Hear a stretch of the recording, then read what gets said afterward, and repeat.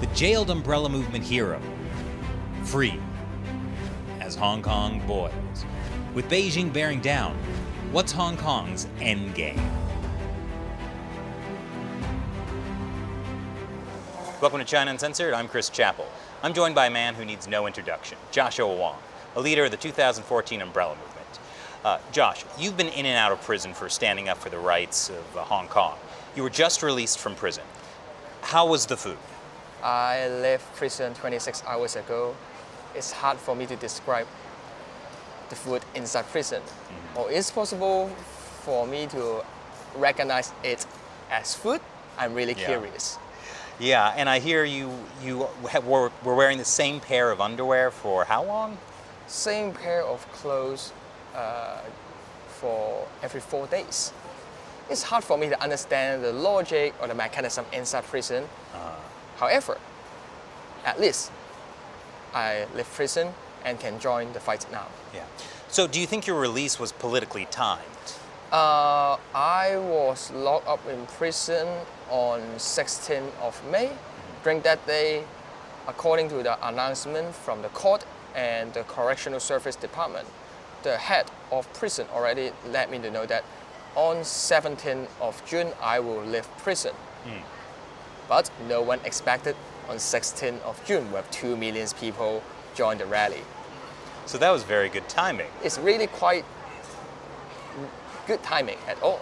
Yeah.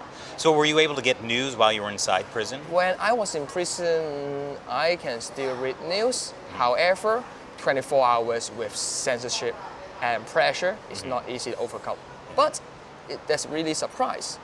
Even the staff inside prison told me that, hey Joshua, I've joined the fight last Wednesday, 12th of June, to confront Beijing suppression.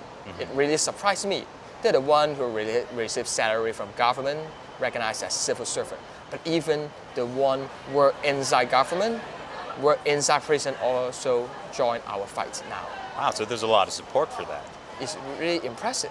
Yeah. So what was your reaction when you heard that 2 million people took to the streets to protest the extradition bill? When I was in prison, watch TV news, recognized 2 million people join our fight. I just get an idea. Well, Carrie Lam perhaps might also watching to the TV news, recognize 2 million people join the rally. I'm really excited for it. I believe it's hard for Carrie Lam to have a good sleep since 2 weeks ago. I bet. Now these protests are much more decentralized and leaderless than the 2014 umbrella movement. Do you think that's been an advantage? Leaderless, decentralized organics is kind of uniqueness of this movement that we against the extradition law amendment. I would say that it encourages people to have more self-initiative action and also hard for Beijing to target any leader. In the previous day, if they need to end the action, they can just arrest the leader, arrest the representative. But now on, without any specific leader, it's hard for them to figure out the way to deal or negotiate with those activists. The only way out is withdraw the evil law. So are you concerned that some of the people in these protests will face the same kind of retribution that you and other leaders of the umbrella movement did? What we ask for is withdraw the extradition law amendment, stop to define protests as riot, not to prosecute and arrest any activists anymore in the future, and Carrie Lam must step down to end her political career. I hope none of the activists will face prosecution. They're the ones who fight for the future of our hometown. Now I know you've said these protests are not the end game. What do you mean by that? In the short run, we urge Beijing and Hong Kong government respect on the voice of people to withdraw the proposal, withdraw the evil leader and the evil law. But in the long run, we ask for free election, just like how we fight for freedom and democracy 5 years ago during the umbrella movement. That's why it's a long-term battle. And what role do you think you have to play in these protests? I hope that international community continue to keep their spotlight in Hong Kong. I hope people around the world can, through my participation, to let the world to realize that even under the uprising China model, we are not afraid on President Xi and Carrie Lam. Well, I know a lot of my viewers have been expressing their support for the protesters. What can people outside of Hong Kong do to show their support?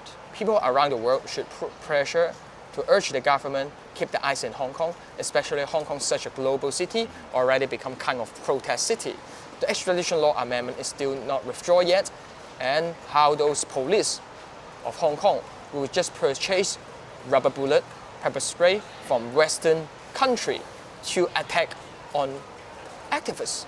What I hope is government around the world should never sold rubber bullet or pepper spray towards Hong Kong police force to physically attack on activists. Well, we don't know what's going to happen in the next couple of days, so just in case, I was wondering if you could give me any advice for how to survive Hong Kong prison. With support from people, we can try our best to overcome the pressure and threat inside jail. Fight for democracy is not easy, but compared to the price paid by others, just like activists against Beijing pressure have been shot by rubber bullets and sent to hospital last week, and others fight for freedom have been jailed for 7 years. As the one who have just been jailed for a few weeks, I just pay out. It's just a small piece of cake for me. All right, well, thank you so much for joining me today. Thank you.